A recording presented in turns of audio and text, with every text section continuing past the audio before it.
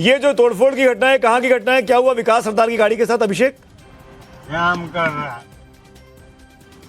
देखिए, साउथ 24 परगना की यह घटना है। बासंती लोक विधानसभा क्षेत्र है ये, और वहां से जो विकेश सरदार हैं वो वहां से इस बार बीजेपी की तरफ से चुनावी मैदान में थे। बूथ नंबर 76 की तरफ वो जा रहे थे, जहां पर तमाम बूथों पर जिस तरीके से कैंडिडेट जाते हैं, देखते हैं, वहां पर पहुंच रहे थे। लेकिन उसी वक्त कुछ जो लोग थे जो वहां पर मौजूद थे, उनकी गाड़ी को रोकते हैं, उस पर तोड़फोड़ होती है और उसके बाद फिर उन्हें वहां से निकाला जाता है। अब तक जो जानकारी मिल पाई है, उनको जो सुरक्षा बल उनके साथ में थे, इसके अलावा जो बाकी बूथ के ऊपर जो सुरक्षा कर्मी थे वो उनको वहां से निकालकर आगे की तरफ ले जाते हैं। साउथ 24 परगना की ये घटना है और अभी अब लगता है कि इलेक्शन कमीशन फिर इसका संज्ञान लेगी। और भय का है, जब तक ममता बनर्जी आज तक सड़कों पे तो नजर नहीं आई थी, अभिषेक बनर्जी सड़कों पे नजर नहीं आए थे, ममता बनर्जी 4 बजे के बाद नजर आती थी।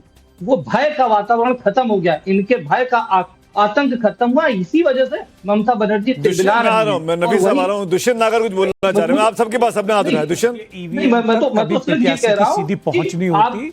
ये बहुत ही मुद्दा गंभीर है। टेप कैसे लगी, क्यों लगी, क्या ये साजिश थी, इस पे गहन जांच होने की जरूरत है और जिम्मेदार लोगों पर कार्रवाई होनी चाहिए बाकायदा।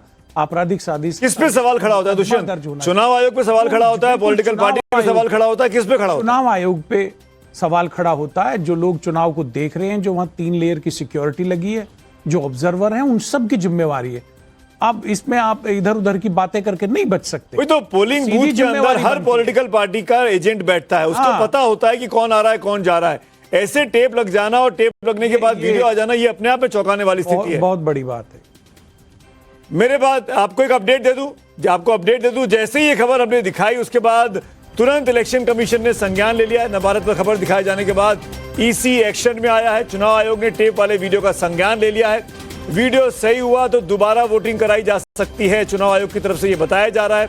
ईवीएम में बीजेपी के निशान पर टेप लगा मिला था, इस तरह का वीडियो अमित मालवीय ने ट्वीट किया और उसके बाद जब खबर दिखाई गई तो अब चुनाव आयोग ये कह रहा है कि अगर ये सही पाया गया तो रीपोलिंग कराई जा सकती है, पर ये जांच के बाद ही होगा। चुनाव आयोग ने फिलहाल इस घटना का संज्ञान ले लिया। नफीस अंसारी ने हाथ उठाया था। नफीस साहब, आप पॉलिटिकल एनालिस्ट हैं। मैं आपसे एक बात पूछना चाह रहा हूं कि इस बार हुमायूं कबीर ने क्या खेल खराब कर दिया उस मोर्चे का जिसमें असदुद्दीन ओवैसी हो सकते थे, जिसमें आईएसएफ हो सकते थे? वो जो स्टिंग ऑपरेशन आया था चुनाव की जो शुरुआत में, कथित स्टिंग ऑपरेशन, कथित मैं इसलिए बोल रहा हूं कि उन्होंने कहा कि ये एआई जनरेटेड है। फिर मेरे साथ ही पिछले डिबेट में 23 तारीख वाले पोल में मेरे साथ लाइव थे तो बोल गए कि हाँ वो मतलब मुझे नहीं पता वो लोग कौन थे, आए थे मिलने के लिए। तो वो दोनों बातें कर रहे हैं, भगवान जाने किस तरह वो खड़े हैं। लेकिन आपकी क्या एनालिसिस है, क्या हुमायूं कबीर की वजह से एमआईएम के प्रोस्पेक्ट भी कम हो गए? देखिए सुमित जी, बहुत बहुत शुक्रिया। आपको मैं बचपन से देख रहा हूँ और आपके सामने मुझे बोलने का मौका मिला, ये मेरे लिए बहुत बड़ी बात है। देखिए, हुमायूं कबीर ने जब बाबरी मस्जिद की बुनियाद रखी थी और हाई कोर्ट ने भी परमिशन दी था, वो उनका संवैधानिक अधिकार था। इस राजनीति के बाद लाखों मुसलमान मुर्शिदाबाद में उनके पीछे खड़े हो गए। एआईएम का जो बेस गढ़ संगठन और ग्रास रूट लेवल में जो काम था वो मुर्शिदाबाद और मालदा में ही था। मुस्लिम वोटों का बिखराव ना हो इसीलिए हुमायूं कबीर से अलायंस करना एमआईएम के लिए जरूरी था। लेकिन जैसे एक वीडियो सामने आया और उसमें हल्का सा मुस्लिम वोटों का बिखराव ना हो तो आप लोगों को तो टीएमसी के साथ जाना चाहिए था। टीएमसी हमें नहीं लेना चाहती तो हम कुछ नहीं कर सकते। टीएमसी के साथ अगर आप सब रहते तो ज्यादा फायदा नहीं होता। कोई अलायंस अगर हमें नहीं सटाना चाहती तो इसमें हम कुछ नहीं कर सकते, उनकी अपनी आजादी।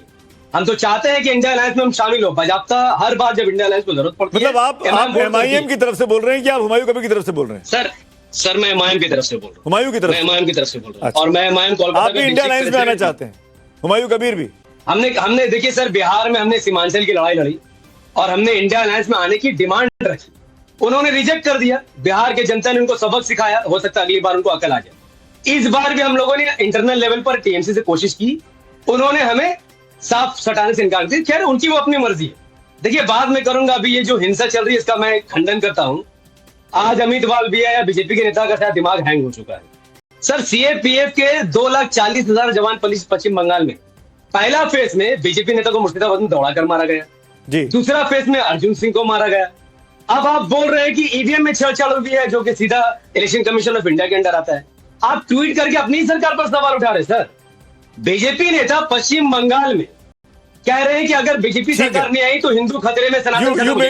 नफीस भाई, मैं आता हूं आपके पास, एक मेरी मजबूरी है मैं जानता हूं कि आप लोग को समय नहीं दे पा रहा हूं क्योंकि बीच बीच में ब्रेकिंग न्यूज बहुत सारी आ रही है इलेक्शन की वजह से। एक छोटा सा ब्रेक ले रहा हूं, ब्रेक के बाद लौटते हैं। और ये बड़ी कवरेज लगातार जारी है। चुनाव आयोग पर ने संज्ञान लिया है हमारी इस खबर का, जो अमित मालवीय ने ट्वीट किया था वीडियो, उसकी जांच कराएगा चुनाव आयोग। छोटा सा ब्रेक यहाँ पे ले रहे हैं। ब्रेक तो आपको बाइकआउट कर देना चाहिए था। काहे बार बार आगे टीवी पे कहते हैं कि चुनाव आयोग ऐसे वो बॉयकॉट कर देते हैं, आप चुनाव जीत लेते हैं आराम से। नहीं और अरे भाई अगर तो अच्छा मुझे ये बताइए, आपने मुझे- पहली लाइन में सुरेंद्र राजपूत को ऑफर दिया कि भाई आप गलत पार्टी में हैं, मतलब आप कह रहे हैं कि मेरी पार्टी में आ जाइए, फिर बात खत्म करते करते कहते हैं कि आपको चुनाव का बॉयकॉट कर देना चाहिए। वाह डॉक्टर साहब वाह। अरे भाई क्या करूं? अगर ये बताइए, अगर आप जीतते हैं तो चुनाव आयोग सही हो जाता है। अब ये बता दीजिए सही है तो सही कभी नहीं कहते हैं ये सही कभी नहीं कहते। ये तो मैं जानता हूँ, इतने सालों से देख रहा हूँ मैं।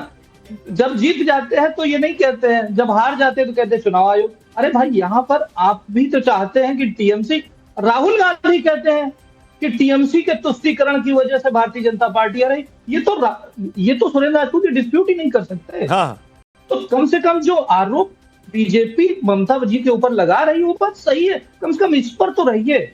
आप ये बताइए, आप तो गए होंगे जरूर बंगाल में और वहां पर देखा। कौशल भाई ये बताओ जो अमित मालवीय जी ने ट्वीट किया और रिपोलिंग की मांग की इस सीट को लेके फाल्टा के ये बूथ नंबर 177 और 189 की जब मैं जिक्र कर रहा हूं, भाई वो तो केंद्रीय चुनाव आयोग वहां चुनाव देख रहा है ना। अजय पाल शर्मा पुलिस ऑब्जर्वर हैं, बड़े कड़क अफसर हैं, बड़े ध्यान से अच्छे से कर रहे हैं, उसके बावजूद भी अगर मशीन पर टेप लग जाता है तो ये कैसे हो पा रहा है? ऐसे हो पा रहा है कि अजय पाल शर्मा बहुत कड़क अफसर है, उसके बाद वहां के गुंडा जहांगीर खान ये कहता है कि शुरू तुमने किया, खत्म हम करेंगे। यहाँ पर बैठे टीएमसी का राष्ट्रीय प्रवक्ता ये कह रहा है कि वो आज के बाद नजर नहीं आएंगे। ये जो धमकी और ये जो गुंडागर्दी टीवी पे दी जा रही है, वहां पर केवल भय को खत्म करना है। वहां पर चुनाव भय का है। जब तक ममता बनर्जी आज तक सड़कों पे तो नजर नहीं आई थी, अभिषेक बनर्जी सड़कों पे नजर नहीं आए थे, ममता बनर्जी 4 बजे के बाद नजर आती थी। वो भय का वातावरण खत्म हो गया, इनके भय का आतंक खत्म हुआ। इसी वजह से ममता बनर्जी तिलमिला रही है। मैं नबी साहब आ रहा हूं, दुष्यंत नागर कुछ बोलना चाह रहे हैं। आप सबके पास अपने हाथ रहा है दुष्यंत। मैं तो सिर्फ ये कह रहा हूं सीधी पहुंच नहीं होती। ये बहुत ही मुद्दा गंभीर है। टेप कैसे लगी, क्यों लगी, क्या ये साजिश थी, इस पे गहन जांच होने की जरूरत है और जिम्मेदार लोगों पर कार्रवाई होनी चाहिए बाकायदा। आपराधिक साजिश किस पे सवाल खड़ा होता है दुष्यंत? चुनाव आयोग पे सवाल खड़ा होता है, पॉलिटिकल पार्टी पे सवाल खड़ा होता है, किस पे खड़ा होता है? चुनाव आयोग पे सवाल खड़ा होता है। जो लोग चुनाव को देख रहे हैं, जो वहां 3 लेयर की सिक्योरिटी लगी है, जो ऑब्जर्वर हैं, उन सब की जिम्मेवारी है। अब इसमें आप इधर उधर की बातें करके नहीं बच सकते। तो पोलिंग बूथ के अंदर हर पॉलिटिकल पार्टी का एजेंट बैठता है, उसको पता होता है कि कौन आ रहा है कौन जा रहा है। ऐसे टेप लग जाना और टेप लगने के बाद वीडियो आ जाना, ये अपने आप में चौंकाने वाली स्थिति है। बहुत बड़ी बात है। मेरे बाद आपको एक अपडेट दे दूं, जैसे ही ये खबर हमने दिखाई उसके बाद तुरंत इलेक्शन कमीशन ने संज्ञान ले लिया है। नवभारत पर खबर दिखाए जाने के बाद ईसी एक्शन में आया है। चुनाव आयोग ने टेप वाले वीडियो का संज्ञान ले लिया है। वीडियो सही हुआ तो दोबारा वोटिंग कराई जा सकती है, चुनाव आयोग की तरफ से यह बताया जा रहा है।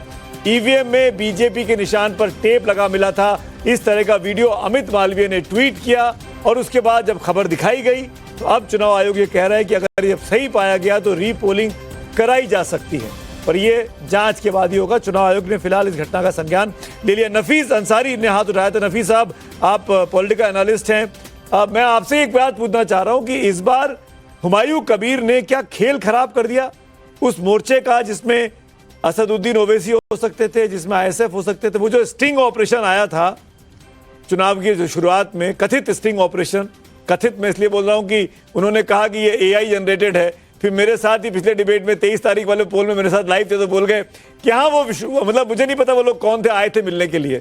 तो वो दोनों बातें कर रहे हैं, भगवान जाने किस तरह वो खड़े हैं। लेकिन आपकी क्या एनालिसिस है, क्या हुमायूं कबीर की वजह से एमआईएम के प्रोस्पेक्ट भी कम हो गए? देखिए सुमित जी, बहुत बहुत शुक्रिया। आपको मैं बचपन से देख रहा हूँ और आपके सामने मुझे बोलने का मौका मिला, ये मेरे लिए बहुत बड़ी बात है। देखिए, हुमायूं कबीर ने जब बाबरी मस्जिद की बुनियाद रखी थी और हाई कोर्ट ने भी परमिशन दी था, वो उनका संवैधानिक अधिकार था। इस राजनीति के बाद लाखों मुसलमान मुर्शिदाबाद में उनके पीछे खड़े हो गए। हुमायूं का जो बेस गढ़ संगठन और ग्रास रूट लेवल में जो काम था वो मुर्शिदाबाद और मालदा में ही था। मुस्लिम वोटों का बिखराव ना हो इसीलिए हुमायूं कबीर से अलायंस करना हुमायूं के लिए जरूरी था। लेकिन जैसे एक वीडियो सामने आया और उसमें हल्का सा भी मुस्लिम वोटों का बिखराव ना हो तो आप लोगों को तो टीएमसी के साथ जाना चाहिए था। टीएमसी हमें नहीं लेना चाहती तो हम कुछ नहीं कर सकते। टीएमसी के साथ अगर आप सब रहते तो ज्यादा फायदा नहीं होता। कोई अलायंस अगर हमें नहीं सटाना चाहती तो इसमें हम कुछ नहीं कर सकते, उनकी अपनी आजादी है।